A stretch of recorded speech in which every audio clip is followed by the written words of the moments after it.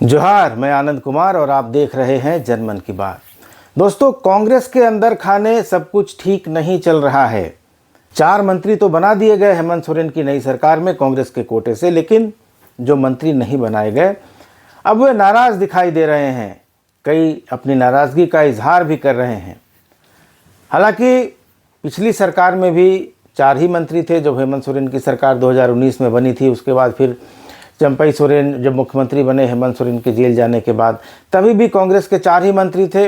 और जब हेमंत सोरेन ने दूसरी बार शपथ ली जेल से निकलने के बाद, तो भी कांग्रेस के 4 ही मंत्री थे। हालांकि तब 2 मंत्रियों को ड्रॉप कर दिया गया था और उनकी जगह दीपिका पांडे सिंह और इरफान अंसारी को मंत्री बनाया गया था, क्योंकि आलमगीर आलम जेल जा चुके थे ईडी वाले टेंडर कमीशन घोटाला मामले में, और कृषि मंत्री रहे बादल को ड्रॉप कर दिया गया था। लेकिन 2024 में जब भारी जनादेश के साथ हेमंत सोरेन सरकार की वापसी हुई है, इस बार भी कांग्रेस कोटे के 4 ही मंत्री हैं।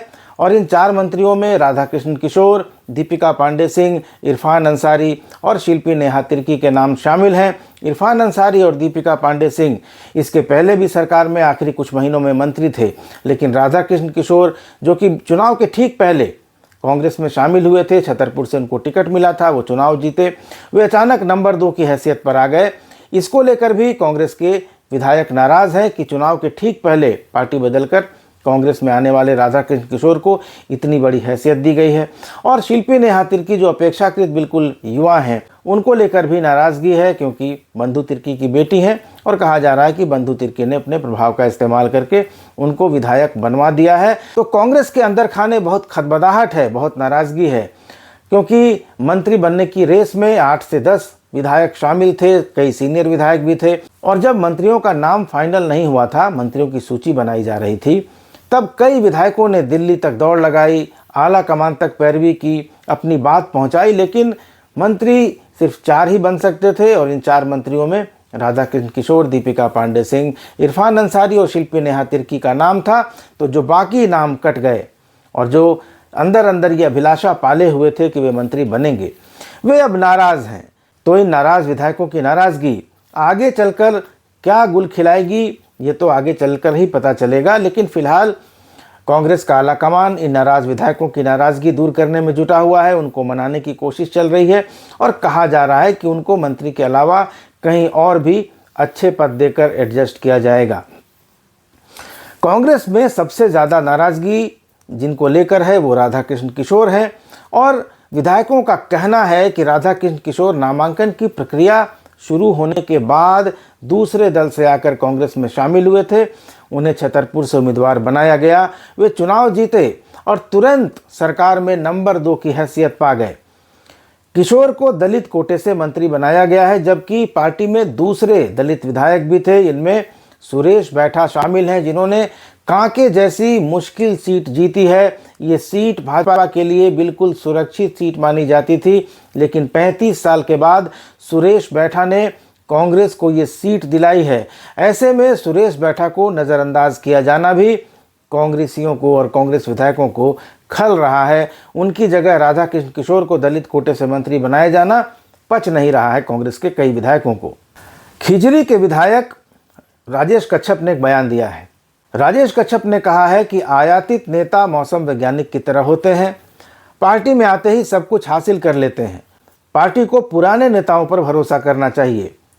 तो राजेश कच्छप का बयान महत्वपूर्ण है, क्योंकि यह सीनियर विधायकों के अंदर जो नाराज़गी है, जो आक्रोश है, जो गुस्सा है, उसको दिखाता है। कई सीनियर विधायकों के बदले शिल्पी नेहा तिर्की को भी मंत्री बना दिया जाना कई विधायकों को नाराज कर गया है।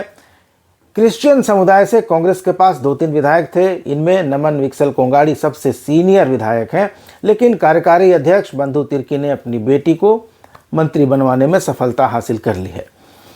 बन्ना गुप्ता के चुनाव हार जाने के बाद सीनियर विधायक प्रदीप यादव के ओबीसी कोटे से मंत्री बनने की प्रबल संभावना थी। प्रदीप यादव खूब जोर भी लगा रहे थे, लेकिन सफल नहीं हो सके। प्रदीप यादव को अब सीएलपी का लीडर यानी कांग्रेस विधायक दल का नेता बनाकर संतुष्ट करने की तैयारी चल रही है। और पार्टी के सबसे सीनियर नेताओं में से एक डॉक्टर रामेश्वर उरांव, जो पिछली बार नंबर 2 की हैसियत रखते थे, उनको भी ड्रॉप कर दिया गया है, वो भी खुश नहीं है। बेरमो से विधायक हैं कुमार जयमंगल। उनकी दावेदारी इस बार काफ़ी मजबूत मानी जा रही थी। अंत तक अनूप सिंह का नाम रेस में चल रहा था, लेकिन जब 4 मंत्रियों की सूची आई तो उसमें अनूप सिंह का नाम नहीं था। इस पर कई लोगों को हैरानी हुई। हेमंत सोरेन ने जब 2019 में सरकार बनाई थी, उस समय 2 बार सरकार गिराने की साजिश रची गई। दोनों बार अनूप सिंह ने इस साजिश का भंडाफोड़ किया और 2021 में एक बार उन्होंने कोतवाली थाने में मुकदमा दर्ज कराया था। उसके बाद कोलकाता कैश कांड को लेकर भी उन्होंने मुकदमा दर्ज कराया था, जब कहा जा रहा था कि कांग्रेस के 4 विधायक कोलकाता जा रहे थे, वहाँ से वो असम जाने वाले थे और सरकार गिराने की योजना थी। उसका भी भंडाफोड़ अनूप सिंह ने किया और रांची के अरगोड़ा थाना में प्राथमिकी दर्ज कराई थी। कोलकाता कैश कांड के नाम से यह कांड चर्चित हुआ था। तो सरकार को बचाया 2 बार हेमंत सोरेन सरकार को अनूप सिंह ने और साजिशों का भंडाफोड़ किया, और उम्मीद थी कि इस वफादारी का इनाम उनको मंत्री बनाकर दिया जाएगा, लेकिन ऐसा हो नहीं सका। हालांकि अनूप सिंह को इसका खामियाजा भी भुगतना पड़ा। उनके खिलाफ केंद्रीय जांच एजेंसियों ने कार्रवाई भी की। और दूसरी बात कि अनूप सिंह इस बार भाजपा के कद्दावर नेता और कई बार सांसद रह चुके रविंद्र पांडे को हरा कर आए हैं, और साथ ही उन्होंने जयराम महतो जैसे उभरते हुए बड़े नेता को हराया है। दूसरे नंबर पर जयराम महतो को उन्होंने ढकेल दिया, रविंद्र पांडे तीसरे नंबर पर रहे। अनूप सिंह जयराम महतो से करीब 30,000 से ज़्यादा वोटों के अंतर से चुनाव जीतने में सफल रहे। तो ये भी एक बड़ी सफलता उनके लिए कही जाएगी कि उस सीट पर जहां ये कहा जा रहा था कि अनूप सिंह इस बार फंस सकते हैं, उन्होंने बिल्कुल आसान जीत दर्ज की। तो ये माना जा रहा था कि अगड़ी जाति के कोटे से अनूप सिंह मंत्री बन जाएंगे, लेकिन बात नहीं बनी। दीपिका पांडे सिंह का चयन भी, जो प्रदेश प्रभारी हैं कांग्रेस के गुलाम अहमद मीर, उनके अनुसार ओबीसी और महिला कोटे से हुआ है। तो ये संभावना थी कि एक अगड़ी जाति का कोई मंत्री बनेगा तो अनूप सिंह कांग्रेस कोटे से बन सकते हैं। लेकिन जब कांग्रेस से अनूप सिंह का नाम कट गया तो 2 नाम चर्चा में थे। भवनाथपुर से अनंत प्रताप देव और सारठ से उदय शंकर सिंह और चुन्ना सिंह, दोनों जेएमएम के टिकट पर चुनाव जीत कर आए हैं। लेकिन अंत तक अनंत प्रताप देव का नाम चल रहा था। यहाँ तक कि शपथ ग्रहण की पूर्व संध्या तक ये माना जा रहा था, ये फाइनल था कि अनंत प्रताप देव मंत्री बनेंगे, लेकिन आखिरी वक्त पर उनका भी नाम कट गया। और इस तरह झारखंड में पहली बार अगड़ी जाति का कोई मंत्री नहीं बन सका। रामगढ़ की विधायक ममता देवी को उम्मीद थी कि ओबीसी और महिला कोटे से उनको मंत्री बनाया जाएगा, लेकिन वो भी छांट दी गई।